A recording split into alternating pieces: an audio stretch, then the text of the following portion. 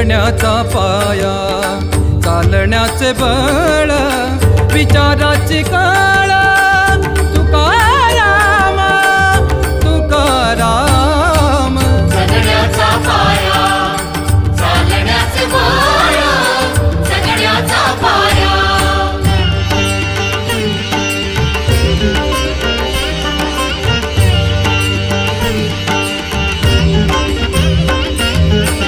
शब्दांचे इमान, अक्षरांचे रान, शब्दांचे इमान, अक्षरांचे रान, अभंगाचे पान,